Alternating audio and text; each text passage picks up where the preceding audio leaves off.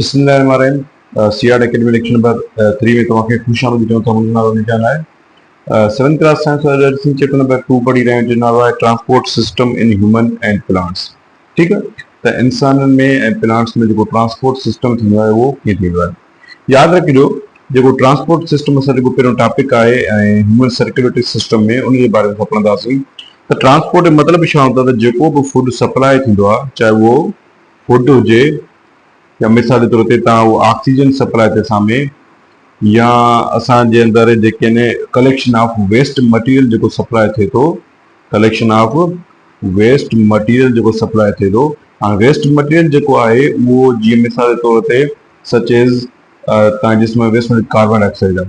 So carbon dioxide हिकिड़े क़िस्म जी waste material आहे। उहो जेके बि सप्लाई थिए थो असांजे जिस्म में, चाहे उहो फूड हुजे, ऑक्सीजन हुजे, वेस्ट मटीरियल कार्बन डाइऑक्साइड हुजे, from our body, from our body. In process में छा चवंदा आहियूं, इन प्रोसेस खे पढ़ंदा आहियूं ट्रांसपोर्टेशन। इन प्रोसेस में छा पढ़ंदा आहियूं, ट्रांसपोर्टेशन। यानी असांजे जिस्म में जेका शइ सप्लाई थिए थी खाधे जे लाइ, खाधो जेको आहे, पाणी आहे, ऑक्सीजन आहे, या वेस्ट मटीरियल्स जेके आहिनि, इन प्रोसेस खे तव्हां छा पढ़ंदा आहियूं, इन प्रोसेस में ट्रांसपोर्टेशन पढ़ंदा आहियूं। हाणे यादि रखिजो, जेको ट्रांसपोर्टेशन सिस्टम आहे इंसाननि में, उन ट्रांसपोर्टेशन सिस्टम खे असां पढ़ंदा आहियूं, छा पढ़ंदा आहियूं, सर्कुलेटरी सिस्टम। इनखे असां छा पढ़ंदा आहियूं, सर्क्यूलेटरी सिस्टम। यानी जेको इंसान में ट्रांसपोर्टेशन थींदी आहे उहा कहिड़े फॉर्म में थींदी आहे, कहिड़े टॉपिक में थींदी आहे, या कहिड़े तव्हां चई सघो था कहिड़े ऑर्गन सिस्टम में थींदी आहे, उहो सर्क्यूलेटरी सिस्टम में थींदी आहे। यादि रखियो, त सर्क्यूलेटरी सिस्टम जेको आहे बेस्ट डिफाइन कंदो इंसाननि में जेको ट्रांसपोर्टेशन आहे। यादि रखिजो, ऐं सर्क्यूलेटरी सिस्टम में जेको असां पहिरीं ॻाल्हि पढ़ंदासीं उहो पढ़ंदासीं असां ब्लड वेसल जे बारे में। कंहिंजे बारे में पढ़ंदासीं, ब्लड वेसल्स जे बारे में।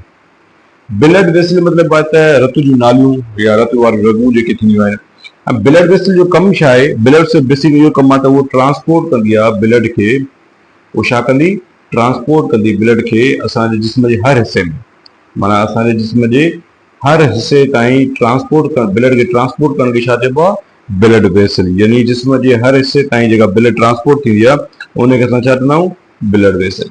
हाणे ब्लड वेसल जेका आहे उहा बेसिकली टिनि तव्हांजे वेसल्स में विरहायल आहे। हे जेका ब्लड वेसल आहे उहे असांजे जिस्म में टिनि वेसल्स में विरहायल आहे। यादि रखिजो,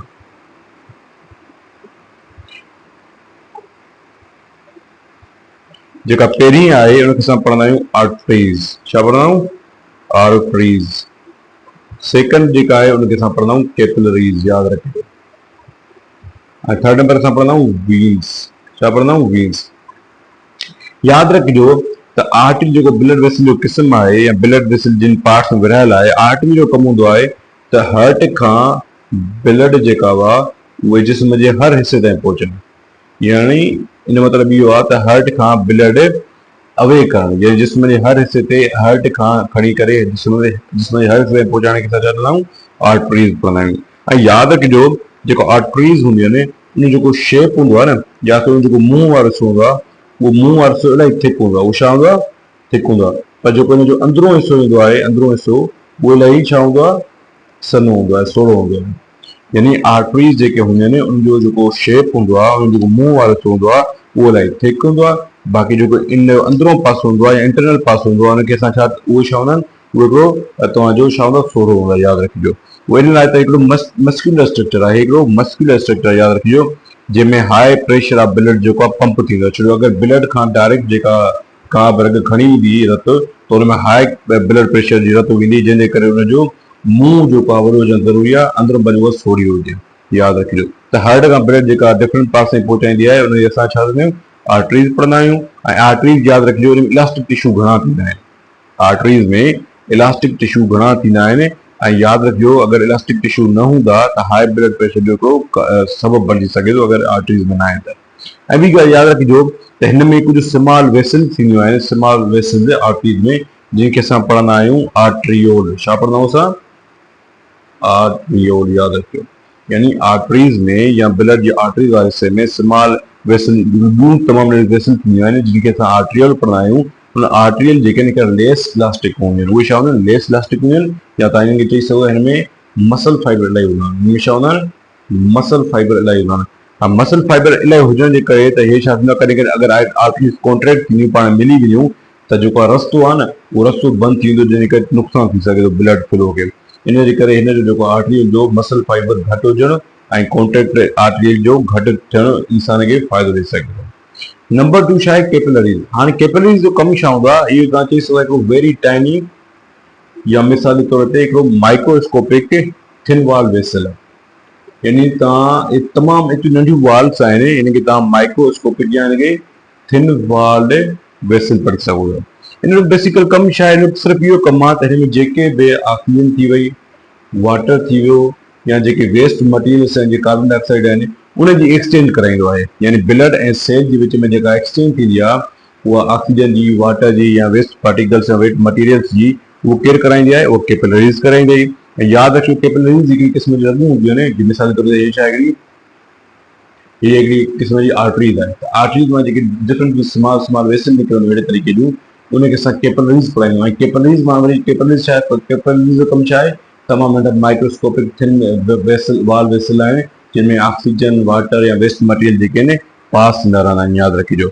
ऐं इहो हिकिड़ो सिंगल लेयर हूंदो आहे सेल जो, तव्हां हिनखे सिंगल लेयर पढ़ी सघो था, जंहिंमें सेल ऐं ब्लड जे विच में जेका पासिंग थींदी आहे डिफरेंट पार्टिकल्स जी, चाहे वाटर हुजे, चाहे वेस्ट मटीरियल हुजे, चाहे कार्बन डाइऑक्साइड, उहे इन बेस कैपिलरीज़ जेके थींदियूं। वरी कैपिलरीज़ जेके आहिनि हिन तरफ़ ई थोरी वधंदी वधंदी वधंदी हेॾे हिकिड़ी ॿी क़िस्म जी हिकिड़ी वेसल थींदी आहे, इन वेसल खे असां पढ़ंदा आहियूं वीन्स। इनखे छा पढ़ंदा आहियूं असां, वीन्स।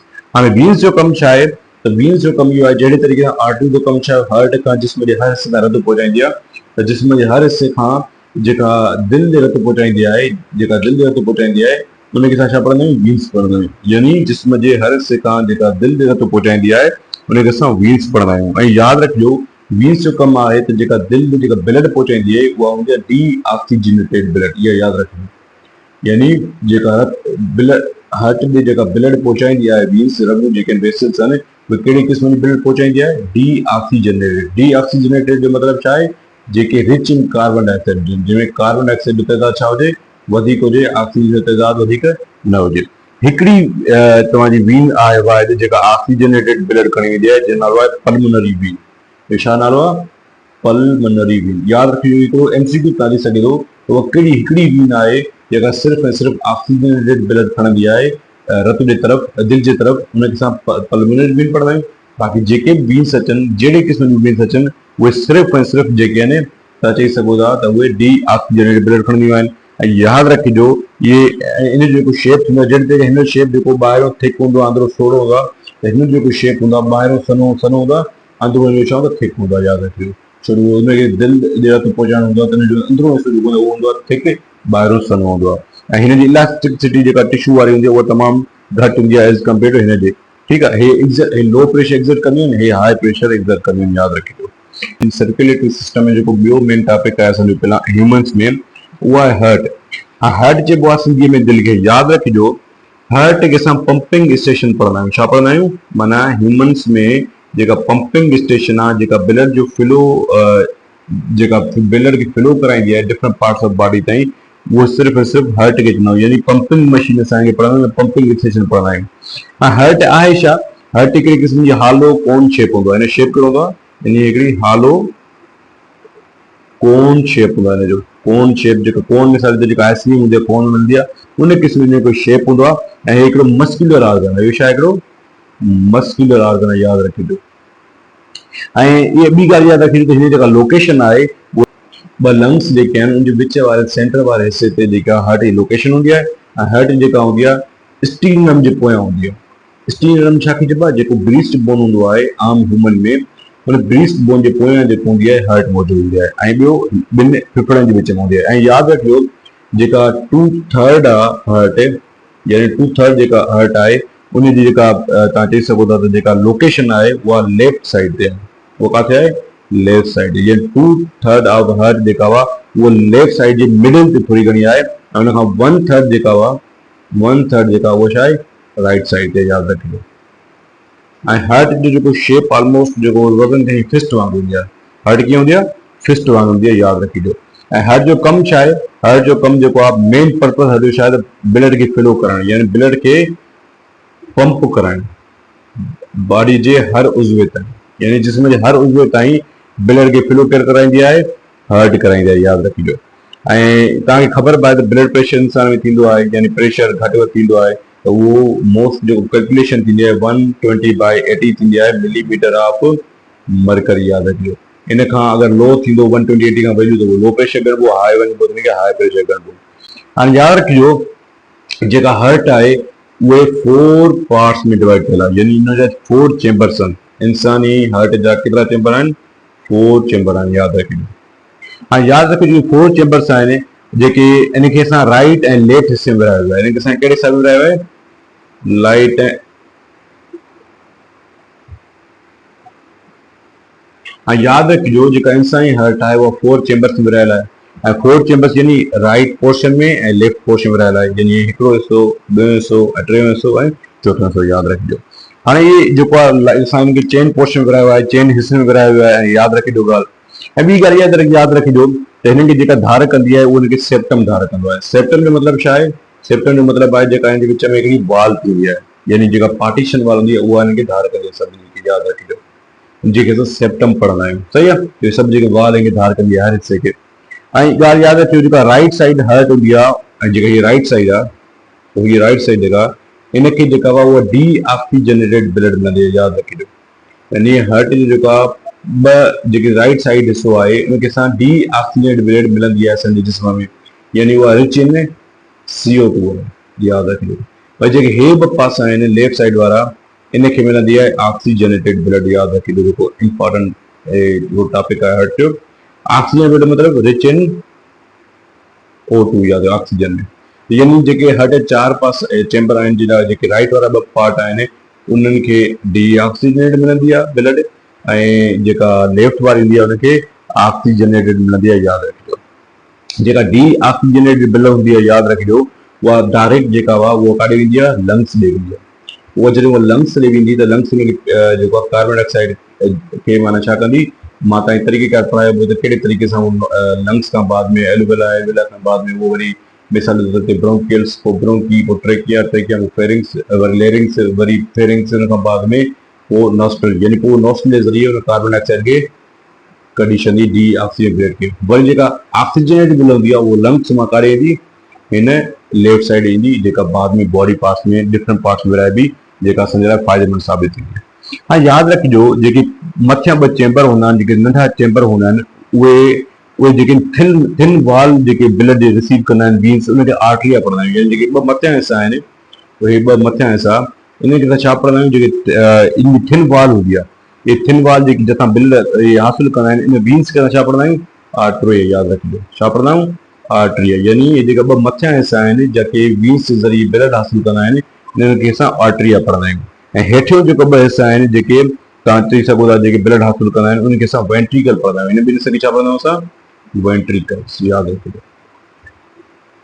सम्झो ॻाल्हि? त मथियां 2 हिसनि खे असां आर्टरिया पढ़ंदा आहियूं, हेठियां 2 हिसनि खे असां वेंट्रिकल पढ़ंदा आहियूं।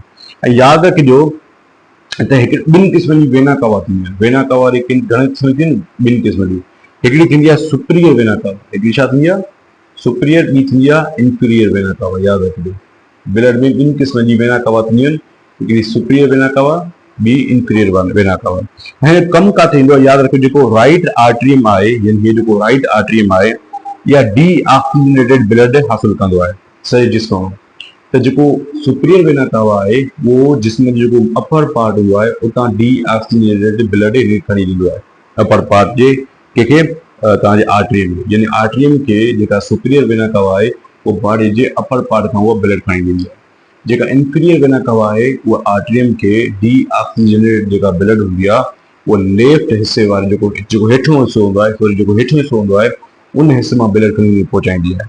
यानी आर्टरियम छा कंदो आहे? राइट आर्टरियम सुपीरियर ऐं इंफीरियर वेना कवा जे ज़रिए जेका डी ऑक्सीजनेटेड ब्लड हूंदी आहे अपर पोर्शन में ऐं लोअर पोर्शन में, उहो सॼी हिन 2 वेना कवा जे ज़रिए आर्टरियम खणी ईंदो आहे, यादि रखिजो।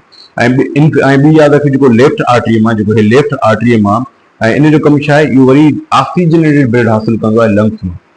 जेका लंग्स मां ऑक्सीजनेटेड ब्लड ईंदी आहे उहा हिन लेफ्ट आर्टरियम में ईंदी आहे ऐं उहा कंहिंजे ज़रिए ईंदी आहे? हिकिड़ी वीन हूंदी आहे जेकी मां तव्हांखे ॿुधायो, जेका ऑक्सीजन ओनली ऑक्सीजन ब्लड खणी जेके असां पल्मोनरी वीन पढ़ंदा आहियूं। छा पढ़ंदा आहियूं? पल्मोनरी वीन, यादि रखिजो।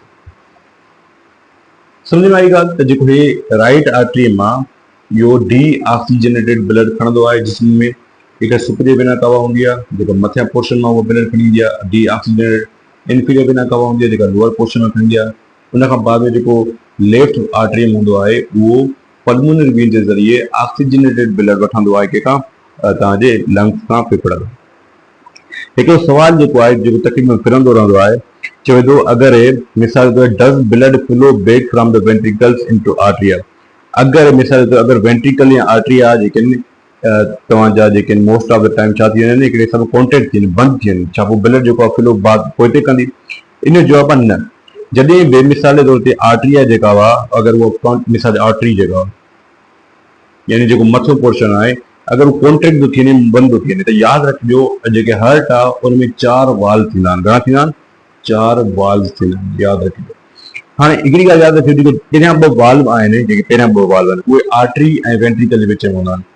पहिरियां जेके वाल्व हूंदा आहिनि पहिरियां 2 वाल्व उहे आर्टरी ऐं वेंट्रिकल जे विच में हूंदा आहिनि। पोयां जेके 2 वाल्व हूंदा आहिनि उहे वेंट्रिकल्स ऐं आर्टरीज़ जे विच में हूंदा आहिनि। कहिड़े विच में हूंदा आहिनि? वेंट्रिकल्स ऐं आर्टरीज़ जे विच में। वरी ॿुधो, पहिरियां जेके वाल्व हूंदा आहिनि 2 उहे आर्टरिया ऐं वेंट्रिकल्स जे विच में हूंदा आहिनि। पोयां 2 वाल्व जेके हूंदा आहिनि जेके बाक़ी 2 वाल्व हूंदा आहिनि उहे वेंट्रिकल्स ऐं आर्टरीज़ जे विच में हूंदा आहिनि। ऐं जॾहिं आर्टरिया जेके मथियों 2 पार्ट जेके आहिनि हिस चेंबर आहिनि अगरि उहे मिसाल जे तौर ते कॉन्ट्रैक्ट थी वञनि ऐं ब्लड मूव न थिए त ब्लड छा कंदी? राइट खां लेफ्ट वञी करे वेंट्रिकल्स जे ज़रिए उते 2 क़िस्म जे वाल्व थींदा आहिनि यानी ट्राइकिस्पिड ऐं बाइकिस्पिड जेका वाल्व थींदा आहिनि पोइ उते ब्लड मूव करे हली वेंदी आहे जंहिंसां पोइ इहो हिकिड़ो नुक़सानु घटि थींदो आहे। अहिड़े तरीक़े सां अगरि वेंट्रिकल जेको आहे कॉन्ट्रैक्ट थी वञे यानी हे जेको हेठि लोअर पोर्शन आहे 2 चेंबर जेके लोअर आहिनि अगरि उहो जेको आहे हिकिड़े हिसाब सां तव्हांजो जेको वेंट्रिकल छा थी वञे? कॉन्ट्रैक्ट थी वञे पोइ छा थींदो? जेका राइट पल्मोनरी वेन आहे उहा लेफ्ट एओर्टा ॾे हली वेंदी ब्लड ऐं जेका पल्मोनरी आहे उहा वरी एओर्टिक वाल्व में हली वेंदी। यानी एतिरो नुक़सानु न थींदो, ब्लड जेका सर्कुलेशन पोइ हलंदी रहंदी यानी मूव कंदी पोइ हिते न वेंदी यानी हिकु हिसे खां ॿिए हिसे मूव कंदी हिकिड़े बंदि थींदो ॿिए रस्ते खां हली वेंदी, यादि रखिजो। हाणे मां तव्हांखे ॿुधायां त पल्मोनरी आर्टरी थींदी आहे। पल्मोनरी आर्टरी छा कंदी आहे? उहा डी ऑक्सीजनेटेड ब्लड खणी ईंदी आहे फेफड़नि ॾे। जेका पल्मोनरी आर्टरी थींदी आहे उहा छा कंदी आहे? उहा जेका उहा डी ऑक्सीजनेटेड ब्लड काॾे खणी ईंदी आहे? तव्हांजे फेफड़नि ॾे लंग्स ॾे। पोइ उनखे उहा प्यूरिफाई कंदी आहे। उहा प्यूरिफाई करे पोइ एओर्टा जे ज़रिए उनखे ऑक्सीजनेट करे पोइ डिफरेंट पार्ट्स में ब्लड जे ज़रिए उनखे फैलाए छॾींदी आहे, यादि रखिजो। वरी ॿुधो, जॾहिं बि जेका पल्मोनरी आर्टरी हूंदी आहे उहा जॾहिं डी ऑक्सीजनेटेड ब्लड हूंदी आहे जंहिंमें रिच इन कार्बन डाइऑक्साइड हूंदी आहे, जॾहिं उहा डी ऑक्सीजनेटेड थी वेंदी आहे त उनखे लंग्स ॾे खणी ईंदी आहे पल्मोनरी आर्टरी। पोइ उते लंग्स जेको हूंदो आहे उन ब्लड खे प्यूरिफाई करे तव्हां चई सघो उनखे ऑक्सीजनेटेड करे पोइ एओर्टा जे ज़रिए जेका एओर्टा हूंदी आहे उन जे ज़रिए ऑक्सीजनेटेड ब्लड जेका आहे उहो जिस्म जे हर हिसे में फैलाए छॾींदो आहे उहो लंग्स। सम्झो था ॻाल्हि? हाणे सर्कुलेशन ऑफ ब्लड जो मतिलबु इहो आहे त जेका सर्कुलेशन आहे उहा स्टार्ट किथां थींदी आहे? ब्लड जी। यादि रखो जेका सर्कुलेशन थींदी आहे ब्लड जी उहा हमेशह जेका हर्ट हूंदी आहे उन राइट साइड खां थींदी आहे यानी राइट साइड ऑफ हर्ट खां जेका उहा सर्कुलेशन शुरू थींदी आहे ब्लड जी। ऐं यादि रखिजो जेका हर्ट हूंदी आहे ब्लड खे पंप कंदी आहे आर्टरी खां लंग्स ताईं। जेके लंग्स हूंदा आहिनि लंग्स जो कम ई छा आहे? ब्लड खे छा करणु? प्यूरिफाई करणु। प्यूरिफाई करे पोइ उहो इनहेल या एक्सेल कराईंदो आहे डिफरेंट गैसिस खे। हाँ, इनहेल तव्हांखे ख़बर आहे कहिड़ी गैस खे कराईंदो? इनहेल कराईंदो ऑक्सीजन खे ऐं एक्सेल कराईंदो कंहिंखे? CO2 खे। यानी जेका डी ऑक्सीजनेटेड ब्लड हूंदी उनखे ऑक्सीजनेट जेका डी ऑक्सीजनेटेड ब्लड हूंदी उनखे एक्सेल कराए नक मां कढी छॾंदो ऐं जेका ऑक्सीजनेटेड हूंदी उनखे तव्हां चई सघो ब्लड में जमो कराए ऐं डिफरेंट पार्ट्स ताईं पहुचाईंदो जेका फ़ाइदेमंद आहे, यादि रखिजो।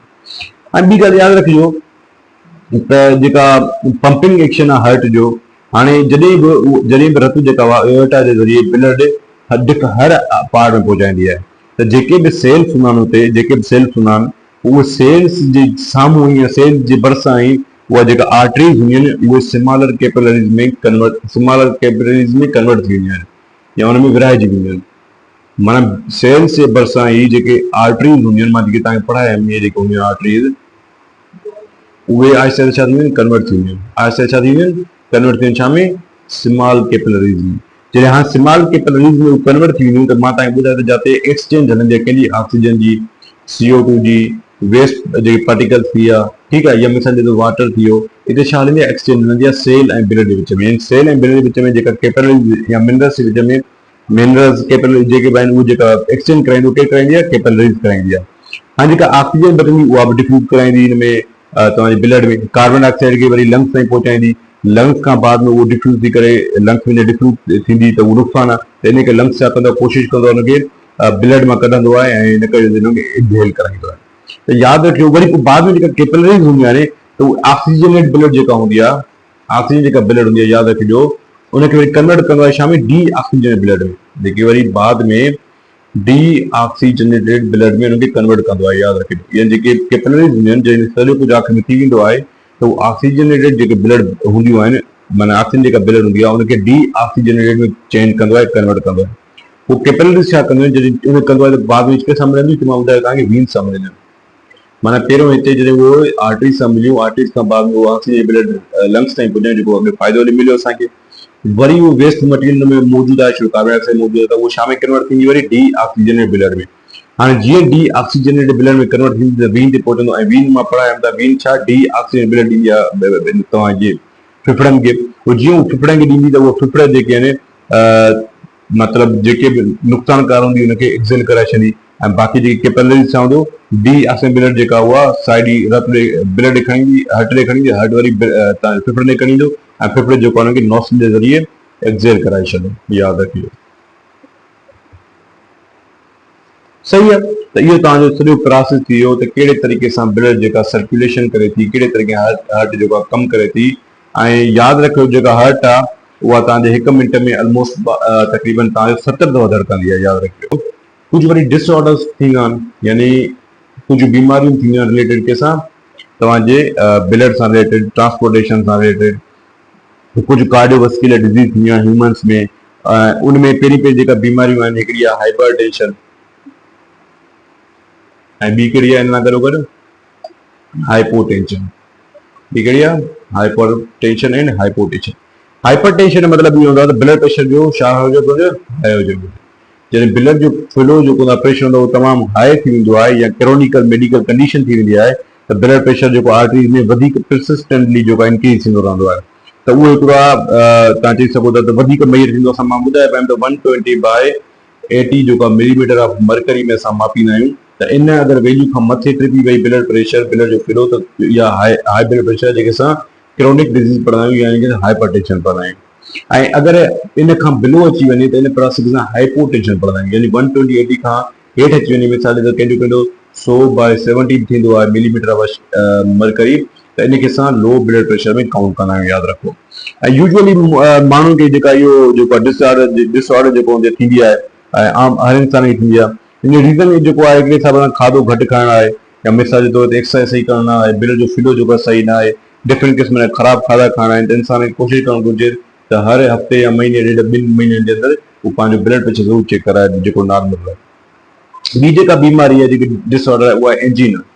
हाँ, एंजीना छा आहे, एंजीना हिकु क़िस्म जो चेस्ट पेन थींदो आहे हार्ट वारे एरिया में, जॾहिं मसल्स जेके सही तरीक़े सां ऑक्सीजन रिच ब्लड जेका ऑक्सीजन रिच ब्लड जेका उहा न पहुचाईंदा आहिनि हार्ट ताईं, त असां हिकिड़ी बीमारी सिम्टम जेके थींदा आहिनि, उन सिम्टम वारी बीमारी असां एंजीना पढ़ंदा आहियूं, छो असांखे थोरी घणी हार्ट जी बीमारी थींदी आहे। ॿी तव्हां मशहूरु ज़रूरु ॿुधी हूंदी आहे अॼुकल्ह जे दौर में, जेके चवंदा आहियूं हार्ट अटैक।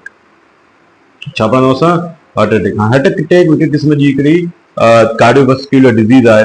हिन में शायदि हार्ट ताईं जेको कोलेस्ट्रॉल जेको तइदाद जा फैटी एसिड्स आहिनि, उहे आर्ट्रियल वाल्स में जेके हुनजो तइदाद वधी वेंदो आहे, यानी फैट अगरि मिसाल जे तौर ते वधी वेंदो त ब्लड जो जेको फ्लो आहे रुकिजी वेंदो, ब्लड फ्लो रुकिजी वेंदो त ब्लड पहुचंदी कोन सही तरीक़े सां ऑक्सीजन रिच, छो आर्टरी जो कमी ऑक्सीजन रिच ब्लड खणणु, ऐं ऑक्सीजन रिच न पहुचंदी, ऑक्सीजन सही न पहुचंदी, त अहिड़े तरीक़े सां बीमारी पीरियड थींदी, ब्लॉक थींदी, ब्लॉक थींदो रस्तो, ऐं ब्लॉक थींदो त असांजे जिस्म ताईं जेका रत न पहुचंदी, ऑक्सीजन न पहुचंदी, असांखे हार्ट अटैक जो सबबु थी सघे थो। ऐं हार्ट अटैक जा जेके सबब आहिनि, मिसाल करे चेस्ट पेन थींदो आहे, ऐं असांजे अपर बॉडी में कंफर्ट थींदी आहे, शॉर्टनेस ऑफ ब्रीथ जेका थींदी आहे, हिन में यादि रखिजो इहे सिम्टम्स आहिनि। ऐं उन खां अलावा मिसाल करे नोसिया थींदी आहे, वॉमिटिंग थींदी आहे, या मिसाल नो रीज़न जेके असांखे तब में हिकिड़ी तकलीफ़ हूंदी आहे 2-3 ॾींहंनि जे लाइ बीमारी हूंदी आहे, ऐं असांजे मथे में सूरु रहंदो आहे, थोरो राइट हेडेक हूंदो आहे, यादि रखिजो। अहिड़े तरीक़े सां हार्ट अटैक जेको आहे असां डिफरेंट तरीक़े सां जेको आहे क्योर करे सघूं था, ECG ज़रिए, इलेक्ट्रोकार्डियोग्राम, इहा हिकिड़ी तव्हां चई सघो टेस्ट आहे जंहिंजे ज़रिए असांखे ख़बर पवंदी आहे त ब्लड जेको फ्लो आहे केतिरे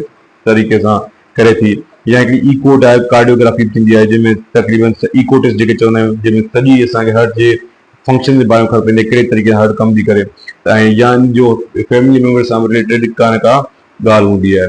त कोशिशि करे त जॾहिं इहे जेका बीमारियूं हुजनि इंसान जेको आहे स्मोकिंग छॾे ॾे, अगरि करे थो त स्ट्रेस न वठे, फिज़िकल एक्टिविटी शुरू करे ॾे।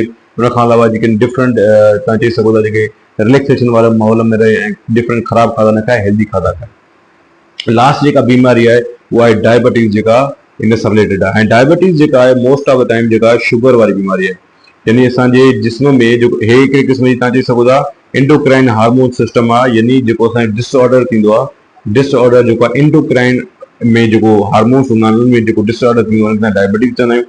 डायबिटीज़ अक्सर थींदो छा आहे, एक ब्लड ग्लूकोज लेवल जेको असांजे जिस्म में वधी वेंदो आहे।